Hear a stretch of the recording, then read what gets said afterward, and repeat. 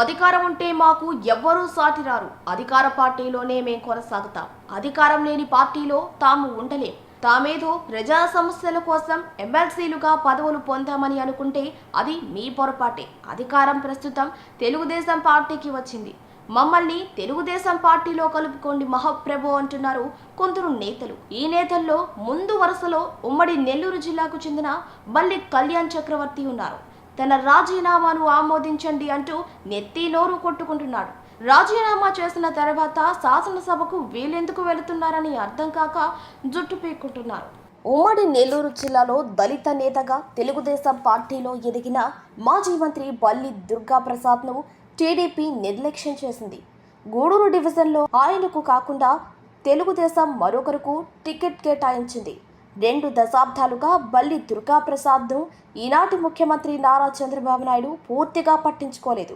2019లో బల్లి దుర్గాప్రసాద్కు టీఆర్ఎస్ నేత కేసీఆర్తో ఉన్న అవినాభావ సంబంధాలతో కేసీఆర్ సూచనల మేరకు బల్లి దుర్గాప్రసాద్ వైసీపీలో చేరారు. సీనియర్ నేత ఉన్న బల్లి దుర్గాప్రసాద్ను 2019లో వైసీపీ అధినేత వైఎస్ జగన్మోహన్ రెడ్డి గుర్తించి తిరుపతి పార్లమెంట్ టికెట్ ఇచ్చి ఫ్యాన్ గుర్తుపై వైసీపీ పార్లమెంట్ అభ్యర్థిగా గెలిపించారు. కరోనా మహమ్మారి దుర్గాప్రసాద్ పార్లమెంట్ సభ్యుడైన 2 సంవత్సరాలకే ఆయన్ను కబలించింది. దుర్గాప్రసాద్ మృతి చెందిన తర్వాత వైసీపీ పార్లమెంట్ టికెట్ కోసం బల్లి కళ్యాణ్ చక్రవర్తి విశ్వ ప్రయత్నం చేశారు.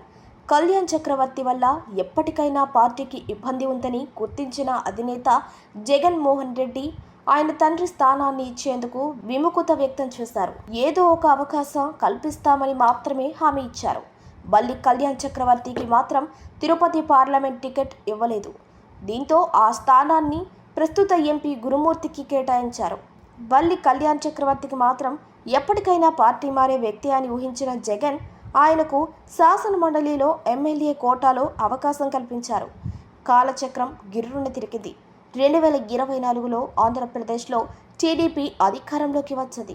ఇకేముంది, తాను వైసీపీకి రాజీనామా చేస్తున్నట్టు, తద్వారా వచ్చిన పదవికి రాజీనామా చేస్తున్నట్టు బల్లి కళ్యాణ్ చక్రవర్తి ప్రకటించేశారు. అయితే ఈ రాజీనామా ఆమోదం పొందలేదు. రాజీనామా చేసిన తర్వాత తన రాజీనామాను ఆమోదించలేదు కదా అంటూ ప్రభుత్వ కార్యక్రమాలకు హాజరవుతూనే ఉన్నారు. తాజాగా రాజీనామా చేసిన తర్వాత శాసన మండలికి వెళ్లాల్సిన అవసరం లేకపోయినా అధికారికంగా మండలి సమావేశాలకు హాజరై తమ రాజీనామాను ఆమోదించండి అంటూ ప్రాధేయపడుతున్నారు. అధ్యక్ష, ఇంచుమించు ఆగస్టు 30వ తేదీ అధ్యక్ష, గత సంవత్సరంలో మేము రాజీనామా చేయడం జరిగింది. మీకు అనేక సార్లు మేము రిక్వెస్ట్ చేయడం జరిగింది అధ్యక్ష. నా వ్యక్తిగత కారణాల వల్ల రాజీనామా చేయడం వల్ల మీరు దయచేసి నా రాజీనామాని ఆమోదించాల్సిందిగా కోరుతున్నాను.